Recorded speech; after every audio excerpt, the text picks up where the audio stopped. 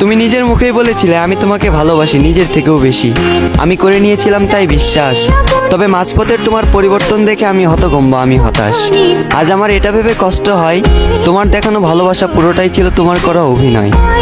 শেষ যেদিন তুমি আমার থেকে শেষবারের মতো বিদায় নিলে, আমি মনের ডাকে চিৎকার করে তোমাকে ডেকেছিলাম, তুমি দাওনি আমার সেই ডাকে সাড়া। মানতে হবে তুমি নিখুঁত একজন অভিনেত্রী, তোমার অভিনয়টা ছিল সেরা। আমার বিকল্পে হয়তো তোমার হাজার জন ছিল, তবে আমার জীবনে কেউ ছিল না শুধুমাত্র তুমি ছাড়া। আজ তুমি অন্যের হাত ধরে পূর্ণতার পথে হাঁটো, আর আমি ব্যর্থতার পথে হাঁটি একা দিশেহারা। আমার বয়সটা খুবই অল্প, আর এই অল্প বয়সে বুকে জমা আছে দুঃখ শত শত। তোমার অভাবে প্রতিনিয়ত আজ আমার চোখে ঝরে অশ্রু, বর্ষার বাদ ভাঙা স্রোতের মতো। তোমার করা আঘাতের যন্ত্রণাটা ছিল ঠিক তেমন, দুর্ঘটনায় ছটফট করে মৃত্যুর যন্ত্রণাটা যেমন।